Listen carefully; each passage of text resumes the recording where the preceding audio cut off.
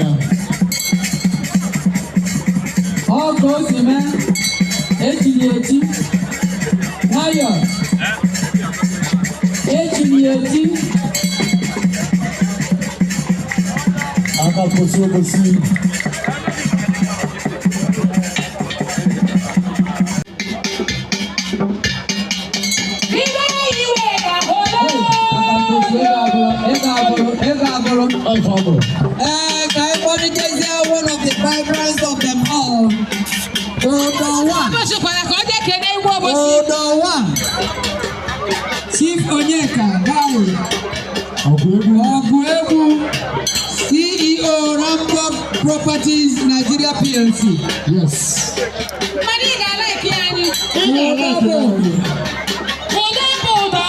CEO Rambo Properties Nigeria.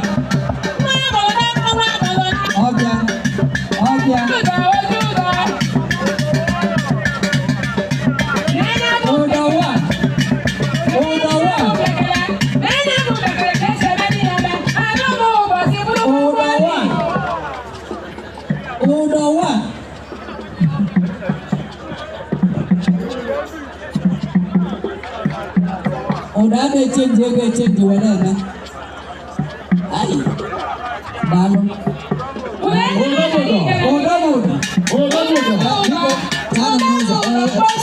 Odo Nigeria. Odo PLC. Odo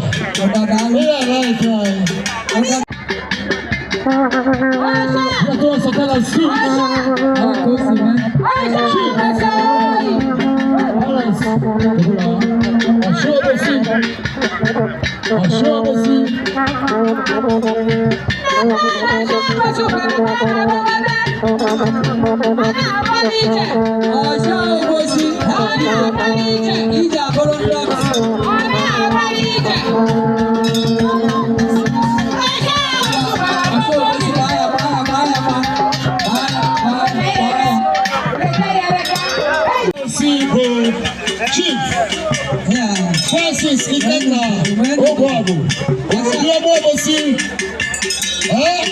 ODOGWU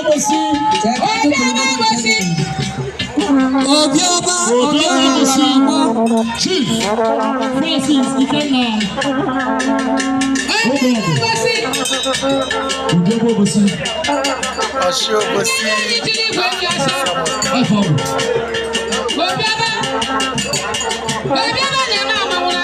Obiora Obosi Mayo. Obiora Obosi Mayo kwa Nigeria. Obosi Obosi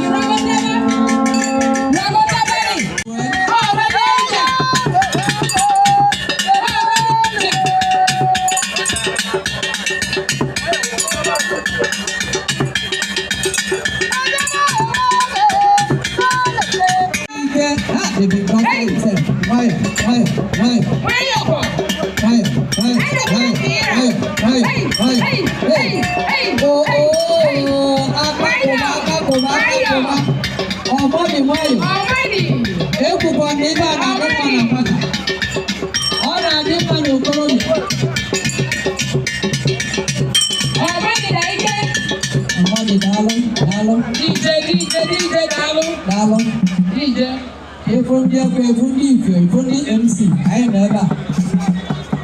Next to Pascal Chief Ambassador Sama.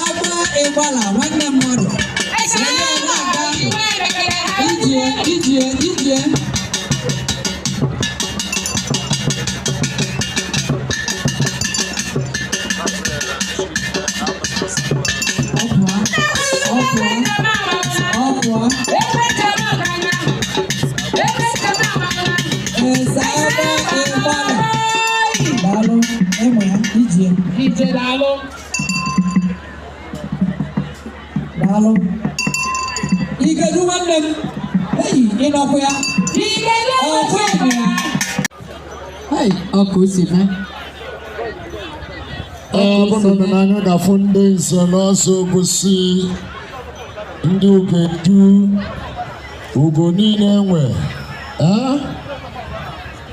dalonu obosi sisibwe afọ wana akunne akupuome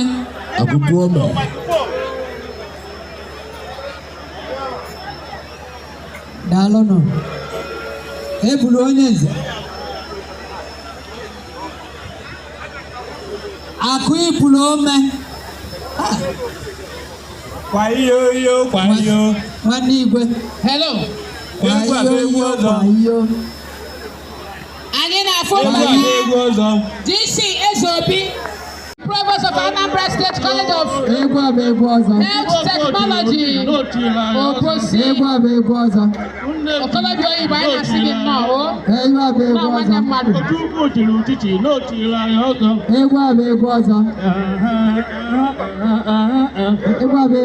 Ndị nze na ọzọ nọ n'agba. Egwu edutara anyị ụzọ. Egwu abụkwa egwu ọzọ. Onye kpochakwa akolo. Ndị nze na-eti egwu ọzọ. Egwu ọzọ.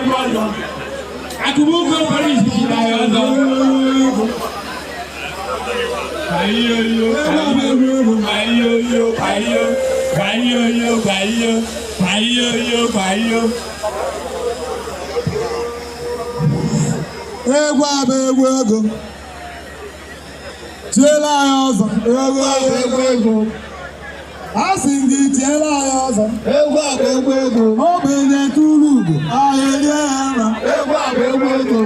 Mona etugo mona beya. Ewa ego.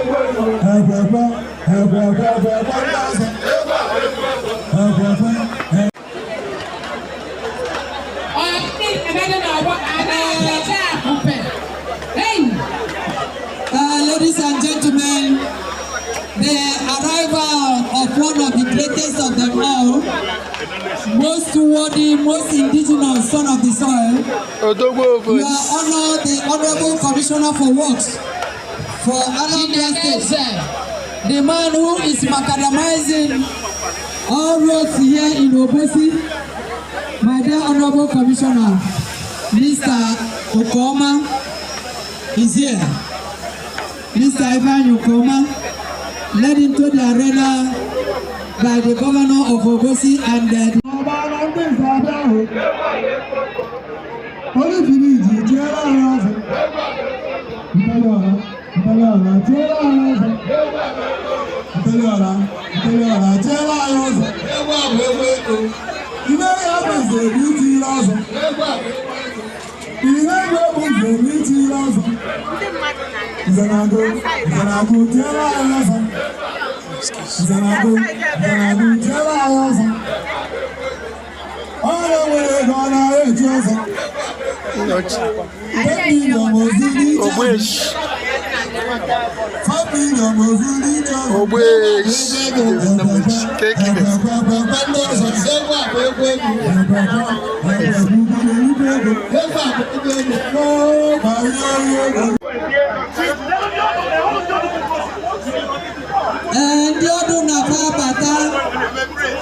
and you do not have but you met him. The commander didn't do not have with special envoy. Oh, many. Hey, Ndiodon Kona Kasia, Ndiodon Kona Kasia. You go with yellow pattern. You go move.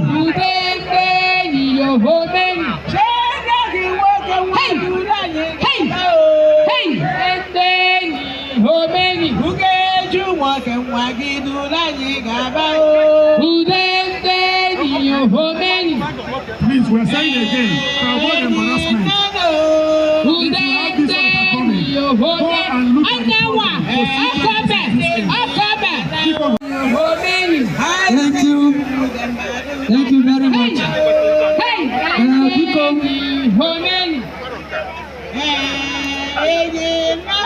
Open door.